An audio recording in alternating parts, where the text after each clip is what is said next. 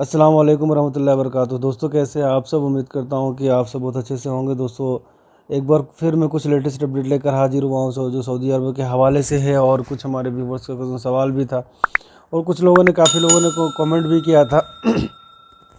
तो उसी के हवाले से मैं ये वीडियो आप लोगों के बीच में शेयर कर रहा हूं। और ख़बर पे आगे बढ़ने से पहले दोस्तों आपसे मैं गुजारिश करता हूं कि अगर अभी तक आपने हमारे चैनल को सब्सक्राइब नहीं किया तो हमारे चैनल को सब्सक्राइब कर लें, आप हमें सपोर्ट करें, क्योंकि मैं काफ़ी अहम जानकारी और लेटेस्ट अपडेट लेकर सऊदी अरब के हवाले से आते रहता हूँ अपने चैनल पर, और आप लोगों के बीच में शेयर करता हूँ। और पूरी एक खबर को जानने के लिए दोस्तों वीडियो के अंत तक आप हमारे साथ बने रहें।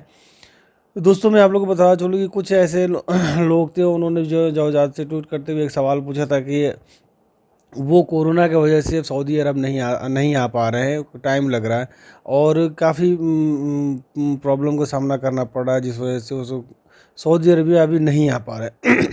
तो मेन रीज़न यही है कि अभी कोरोना है और डायरेक्ट फ़्लाइट चालू नहीं हो पा रहा है। तो उनका ये कहना था कि क्या हम अब अगर हम नहीं आ रहे हैं तो, और हमें आने में अगर टाइम लग रहा है, तो क्या हमारा कफ़ील या फिर यहाँ जो कंपनी में आप काम कर रहे हैं वो हमें हुरूप में डाल देंगे।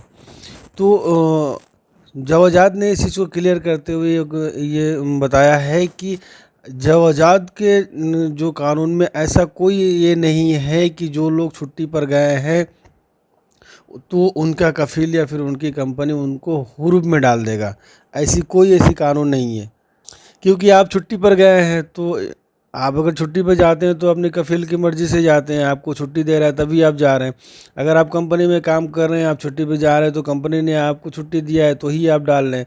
तो ऐसा नियम नहीं है कि अगर आप छुट्टी पर गए हैं तो आपका कफ़ील और आपका कंपनी आपको हुरूप में डाल देगा। जवाजात ने ये क्लियर करते हुए कहा है। और मेन चीज़ ये है कि हुरूप हुरूप क्या है। अगर हुरूप के माने कहते हैं कि फ़रार होना यानी भाग जाना। तो हुरूप का माने यही होता है कि आप फ़रार हो गए। तो आप तो फ़रार हुए नहीं हैं, आप तो छुट्टी पर गए हैं और अपने कफ़ील की मर्ज़ी से गए, अपने कंपनी की मर्ज़ी से गए। तो आपको आपकी कफ़ील या फिर आपकी कंपनी आपको हुरूप में डाल ही नहीं सकता।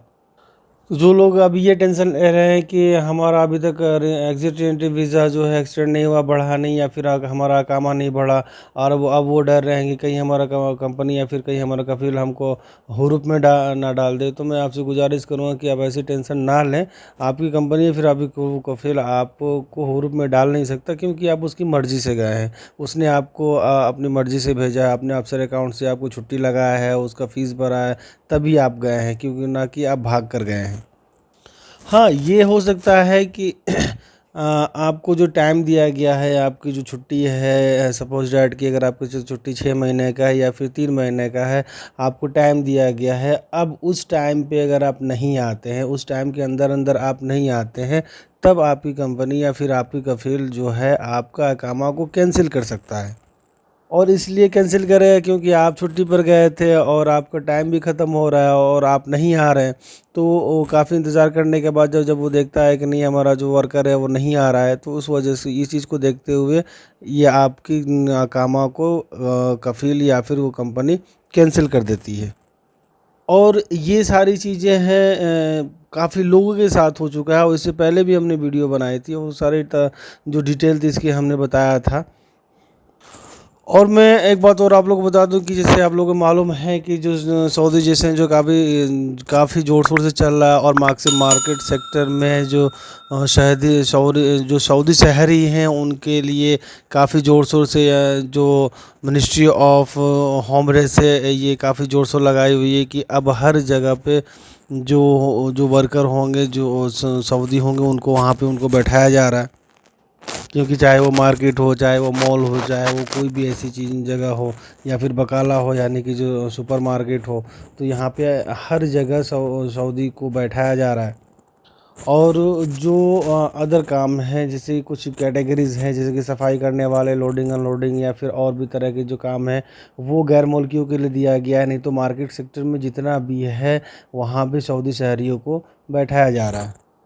और मैं मिनिस्ट्री ऑफ ह्यूमन रिसोर्स की तरफ से कहा गया है कि अब जो भी सऊदी शहरी जहाँ पे जो मार्केटिंग सेक्टर में काम कर रहा है, तो कम से कम उसकी जो सैलरी होगी 5,500 रियाल, यानी कि 5,500 रियाल जो मैक्सिमम सैलरी होगी, वो 5,500 रियाल जो भी सऊदी उस जगह पे बैठेगा। और जो मेन ये है कि अगर सीधी बात क्या है तो अगर आपको सऊदी शहरी को रखना है अपनी, तो आपको 5,500 रियाल आपको उसकी सैलरी देना ही होगा। जो मैक्सिमम जो सैलरी जो है उसको आपको देना ही होगा 5,500 रियाल। तो आप एक और सोचने वाली बात है कि आप देख सकते हैं कि अगर सऊदी शहरी को आप बैठा रहे हैं तो आपको 5,500 रियाल आपको कम से कम आपको सैलरी देना ही होगा। और जब गैर मुल्की बैठता है तो जब आप गैर मुल्की को रखते हैं तो आपको भी पता है कि आप कितनी सैलरी दे रहे हैं। तो ये एक अंदाज़ा इससे एक समझ में आ रहा है कि अगर हम सऊदी शहरी को बैठाते हैं तो हमको 5,500 रियाल देना है। और अगर जो उसी जगह पे गैर मुल्की काम करता था तो वो कितनी सैलरी होती थी, ये चीज़ आपको भी पता है।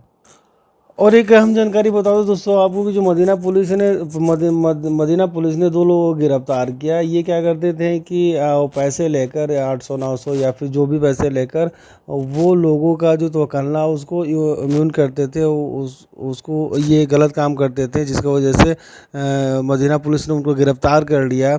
और ये भी एक अच्छी बात है कि वो ये गलत काम भी करते थे और उसको सोशल मीडिया पे इसकी एडवर्टाइज भी करते थे कि अगर किसी को तवक्कुल इम्यून करवाना है तो आप उससे कांटेक्ट करो, इतना पैसा लगेगा। तो इसी के हवाले से इसको देखते हुए मदीना पुलिस ने उनको गिरफ़्तार कर लिया।